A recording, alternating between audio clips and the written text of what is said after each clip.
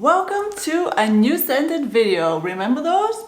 Me neither. It seems like it's been absolute ever since I made one of these, and as you can see I have already successfully moved. We are having a new filming location. Please bear with me until I find like the good spot to film, because it's a new environment and I don't really know what lighting works best and what background works best. So let me know what you think of this one. But this aside, you're here for the new fragrances that launched in the month of July. That seems like a long ago. It was 2 weeks ago. So that aside, let's get into fragrance news.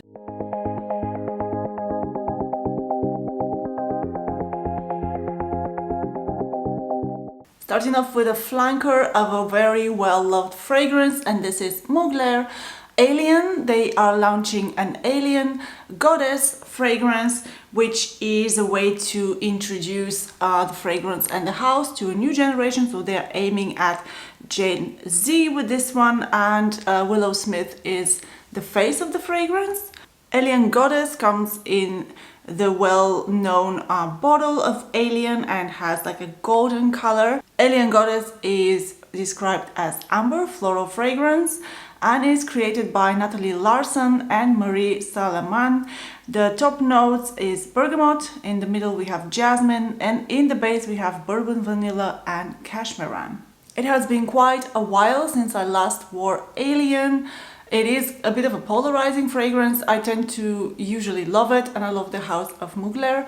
I haven't had the fragrance for a while and I tend to really like it smelling it on others. It is really a statement, and I think this version sounds really interesting and I would be happy to sample it. I am anyway kind of thinking to get me a bottle of Alien, so it might be this one, who knows. For the guys, we have a new fragrance from the house of Paco Rabanne, and it's called Phantom. It comes in a wild looking robot sort of a bottle. The fragrance is described as woody aromatic for men and is created by 4 perfumers. This one has notes of, on the top, lavender, lemon zest and Amalfi lemon. In the middle we have lavender, apple, earthy notes, patchouli and smoke, and in the base we have lavender, vanilla and vetiver. The brand says that this is the essence of confidence and good vibes, so let me know what you think. Will you be picking this up? Like, definitely the bottle is something that will grab your attention in store, and they have had quite a few like statement bottles, but I think this one goes into already like very fun category. Let's see if the juice inside matches the fun energy of the bottle. Louis Vuitton is launching a whole new collection called Xtrade, and it features 5 fragrances. So we are having Cosmic Cloud, Dancing Blossom, Rhapsody, Stellar Times and Symphony, and each of these 5 fragrances represents a different olfactory family and is concentrated at 30%, which I believe is higher than your usual eau de parfum. All 5 fragrances are formulated by the house master perfumer Jacques Cavalier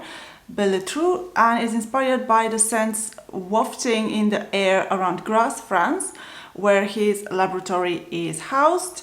A little bit about the different fragrances. So Cosmic Cloud is a powdery and fruity musky fragrance with notes of bergamot, patchouli and blackcurrant. Dancing Blossom is a floral scent of jasmine sambac, May rose, osmanthus and Indian tuberose. Rhapsody is a modern shipper perfume with moss, patchouli, vetiver and rose, including floral notes of jasmine highlighted by fresh mate tea and lily of the valley. The other fragrance, Stellar Times, is a deep woody fragrance with touch of orange blossom and amber, and lastly Symphony is made of fresh ginger zest and bergamot and grapefruit. I have to say I have not previously tried too much of the Louis Vuitton line. I think I tested 1 or 2 fragrances just randomly, so this whole new line is really interesting to me, and especially as they're a bit more concentrated, so that's cool. It seems that there will be a bit more statement, but what I'm reading from the notes, it seems that they're more ethereal. Can't say anything until I try it, but I'm definitely interested to try them in store. Another flanker from a big house, we have Givenchy, who have launched a flanker of the fragrance L'Interdit, and this is L'Interdit Eau de Parfum Rouge, which, as the name suggests, comes in the signature L'Interdit bottle, but in a deep red color, very beautiful red color, if I may add. The perfumers of this fragrance are Dominique Rapillon, Anne Filippo, and Fanny Ball. L'Interdit Eau de Parfum Rouge contains notes of blood orange and ginger. In the middle we have tuberose, jasmine and pimento leaf, and in the base we have patchouli, sandalwood and vetiver. I must have tested the original L'Interdit sometimes in passing in stores, and I don't have any recollection of whether I like it or not. I have no memory, so it will be like a new experience for me going in and testing this fragrance. For me, the pimento leaf sounds interesting. Would there be a little bit of a spiciness about it? I don't know. I really like the deep red color, and I hope that the fragrance captures this essence and it's very good fall scent. We have another flanker next up, and it is of a quite popular fragrance. This one is YSL Black Opium Extreme, and it is a twist of the original Black Opium, the Modern Gourmand by YSL. This version is announced to be more bold and bring seduction to the extreme with spicy notes of black coffee, bourbon, vanilla and jasmine. Black Opium Extreme is inspired by an edgy and courageous woman, followed by the strong smell of coffee. I am every morning followed by a strong smell of coffee. I don't know if that makes me feel edgy or courageous or just very sleepy. Moving on. The note of black coffee is mixed with cocoa absolute and a luminous floral heart of orange blossom and sambac jasmine. The base of the fragrance consists of patchouli essence, bourbon vanilla of Madagascar. The bottle is dressed in sparkling black suit, a tribute to the Saint Laurent style. In the center of the bottle, a disc reveals a translucent deep black juice. The fragrance is available as 30, 50 and 90 ml Eau de Parfum Extreme. Perhaps a bit of an unpopular opinion over here, but I am really not a fan of the Black Opium, the original. Initially, I kind of was into it because it's sweet, it's a gourmand, and you know, it came back in this La Vie est Belle time when everything smelled kind of really sickeningly sweet in a designer type of way, and I find it to be quite cloying, and this is just my personal opinion, not a fan too much of the fragrance. And it gained, like, obviously unpopular opinion because it gained huge popularity and it's a very well loved fragrance. This version seems really exciting with the addition of cocoa, and we have also coffee, so that kind of comes up as a desserty to me. Perfect for kind of a fall weather again. I just should name all of my fragrances perfect for fall, because that's what I'm talking about. I love fall, I'm so basic. Yeah, but it seems that this fragrance is going to be interesting and I'm really curious to test it out.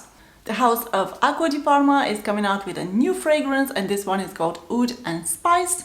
Oud and Spice comes in a black bottle, really stylish, and it is classified as woody spicy fragrance for men.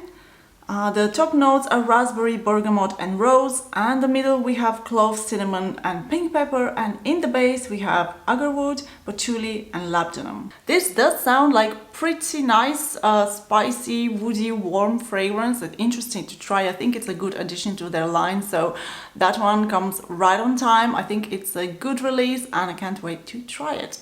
A flanker, surprise, surprise. I think this could be a drinking game. Every time I say a flanker, you take a sip.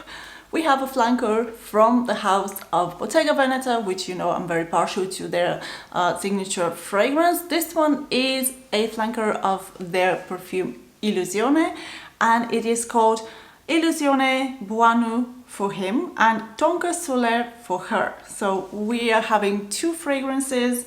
Let's have a look at each of them separately. The male fragrance is described as woody floral musk. It has notes of lemon, bitter orange and bergamot, and in the middle it has notes of monoi oil, and as a base we have woody notes, patchouli and vanilla. The female fragrance Illusione Tonka Solaire is described as floral fruity, and it's got notes of lemon, orange blossom and blackcurrant. We have fig leaf at the heart, and in the base we have cedar and olive tree. I really happen to love the house of Bottega Veneta because they are really doing their own thing, and it seems like are not following what other brands are doing or what is trendy right now. Their idea of floral fruity we see in the female fragrance, it does not show any like sweetness or something that is a throwaway or very kind of evocative of some other fragrances. And I really like the fig leaf as a note and olive tree. So I'm very tempted to try this one. I'm always kind of expecting to be surprised when I smell their fragrances. So you bet that I will be going to the counter and trying to find this fragrance. I hope it comes to Finland. Super excited about this next release because first of all, there's a cat in the ad. So I'm listening already and I'm almost like I have my wallet out just by having this ad.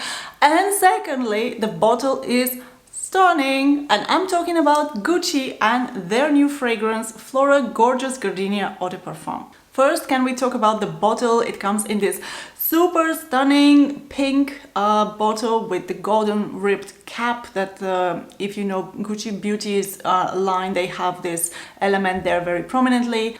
Then we have a beautiful floral illustration, so the bottle looks stunning and super eye-catching, and I'm already almost parting with my money before I even have seen the notes. So let's have a look at the notes. Flora Gorgeous Gardenia Eau de Parfum was created by Honorine Blanc and Alberto Morias.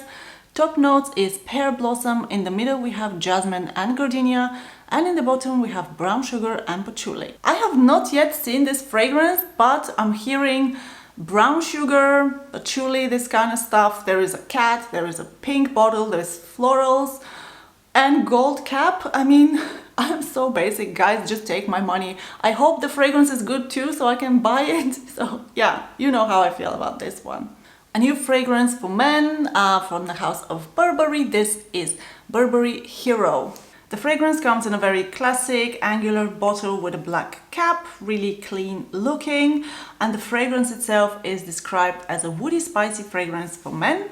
The notes of the fragrance we have on the top bergamot, in the middle we have juniper and black pepper, and as a base we have Atlas cedar, Virginian cedar and Himalayan cedar. This promises to be a refreshing, spicy, woody kind of fragrance. Now I cannot comment, this fragrance is for the gentleman and I have not tried it. The notes are kind of not my cup of tea really, but if you like woody, spicy scents, this sounds like a good one. From the niche houses, we do have another lounge, and all the pronunciation gods has to be with me on this one, but it's from Nicolai Parfumer, and the fragrance itself is called Poodle de Musc Intense. It is described as elegant and comforting. The bottle itself is incredibly elegant, looks like absolute luxury. I love the seal, wax seal type of element to it. The fragrance is available at 30, 100 and 250 milliliters eau de parfum. And let's have a quick look at the notes. We do have aldehydes on the top.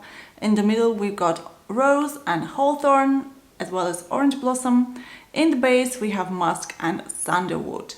Obviously aldehydes are not my strong suit, like I haven't really smelled that many fragrances that feature aldehydes, apart from, of course, we all know Chanel No. 5, etc. and the like, and they are not exactly my cup of tea. But this fragrance sounds really like elevated and classic in that way. And the bottle is stunning. The whole house looks to be very luxury and quality. So let me know if you have tried some of their fragrances, what is a good place to start, and if you happen to know my taste, what would be something that I could be interested in. Get your drinks at the ready because we got a flanker of a fragrance, and this is from Michael Kors and is a flanker of his fragrance Gorgeous. And what's more gorgeous than gorgeous? Well, super gorgeous. Yep. So this fragrance is a flanker, again, as I said, of the fragrance Gorgeous. This fragrance comes to us in a classic rectangular bottle and is described as rich and more sensual than the original Gorgeous. Michael Kors Super Gorgeous is described as amber floral, and it has notes of mandarin orange, myrrh and bergamot. In the middle we have ylang ylang, orange blossom, jasmine sambac and orris. And in the base we have tobacco, cedar, amber, olibanum, sandalwood and tonka bean. Well, Michael Kors, Now we have tonka bean and tobacco, therefore I'm already kind of interested. So I don't really actually know. Let's have a look at the original Gorgeous and see what types of notes it had so that we can compare. Yeah, yeah, so the original one also has tobacco featured and tonka bean and suede, benzoin, cashmere. This one has some good notes and it's kind of been flying under my radar. I have not tried it. Let me know if you have. I will be hunting it in store to see what it's all about and which one I prefer better, because I have never owned a Michael Kors fragrance. I really love Michael Kors as kind of like his persona. I've watched countless seasons of Project Runway when he was a judge, and I love him and he's hilarious, but I've never really had any of his fragrances because nothing really spoke to me. But now seeing this, it means that I have kind of missed out on what he's been doing. So I'm really interested to try this one. Another designer house, but this time we're having their like exclusive line. The fragrance is called Le Gem Empire, I guess, if that's how it's pronounced, and is a woody spicy fragrance for men. It's part of their Le Gem collection and perfumer is Jacques Cavalier Betetrou. The fragrance comes in a beautiful, very classy gold and black bottle. And let's have a look at the fragrance. So the masculine woody spicy fragrance is spiraled with ginger heart essence, softly tempered by creamy sandalwood and a hit of benzoin. We have notes of orange on the top, ginger in the middle, and sandalwood and benzoin in the base.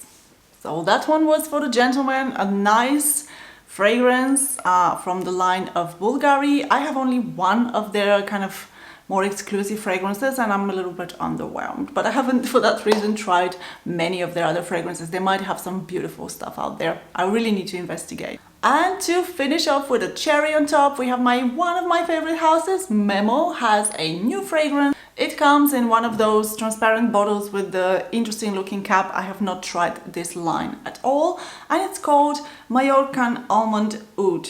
This is a unisex fragrance and is described as a woody floral.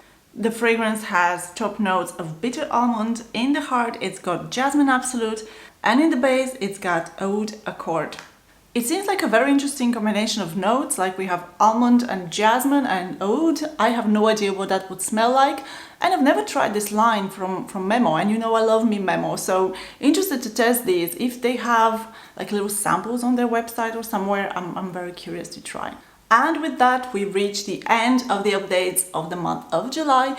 Let me know if something stood out to you. Is there something you will be interested to pick up or try?